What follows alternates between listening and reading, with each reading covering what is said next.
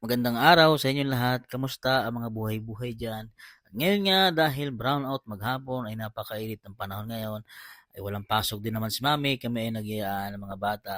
Dito nga sa palaging pinapasyalan namin ang Walter Warp, Walayan, Batangas. Walang iba naman kasi ditong papasyalan kung hindi ito lamang sa oras ng ka-brownoutan. At tuwang-tuwa nga kami dito ka Bibi Joy Joy dahil napakabilis niya nang maglakad.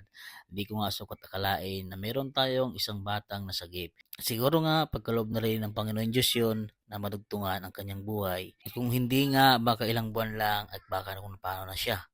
Dahil nung napuntahan ko siya sa mga oras na yon, ay talagang hindi na siya umiimik, sobrang dehydrated at naninilaw na.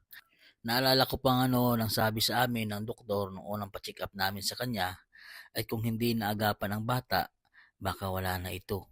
Hindi na rin kasi sila naiintindi ng kanyang mama sa mga time na yon. Dahil sa kanyang naranasan na depresyon sa kanyang asawa na si Boss Jerome. 3 araw na hindi umuwi. Kung may pera man daw ito, hindi siya binibigyan. Dahil ang pera ay nakaalala lang sa kanyang panginom. Nakakaawa ang kalagayan nila Ate Wilma noon dahil nga sa kanyang asawa na walang ibang ginagawa kundi mag-inom lang.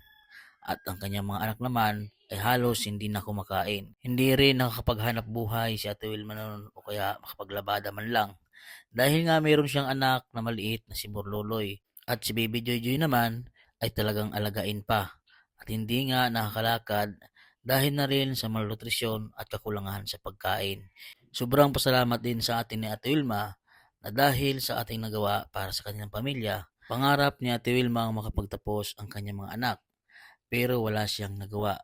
Kaya ang hiling niya sa kanyang anak na si Baby Joy Joy ay makapagtapos ito at magiging guro balang araw na darating ng panahon na siya ay makatulong sa kanyang mga magulang. Dito nga ang ginawa namin ay namasyal, pinalaro sila Baby Joy Joy sa kanilang paboritong palaruan dito. At pagkatapos nga noon ay kumain na rin kami sa mga inasal at namili kami ng mga kailangan ng mga bata.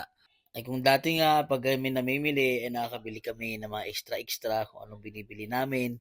Sa ngayon nga ay talagang priority namin ang dalawang bata sa kanilang pangangailangan. Lalo na ang mga gatas, diaper at kung ano pa. Tayo nga mga magulang, minsan nga mas inuuna talaga natin ang ating mga anak kaysa mga sarili natin. Kaya nagpapasalamat kami sa aming mga followers, mga viewers at huwag niyo pong kalimutan i-follow at i-share, comment sa aming mga video. Maraming maraming salamat po sa inyo. God bless. Ingat po palagi.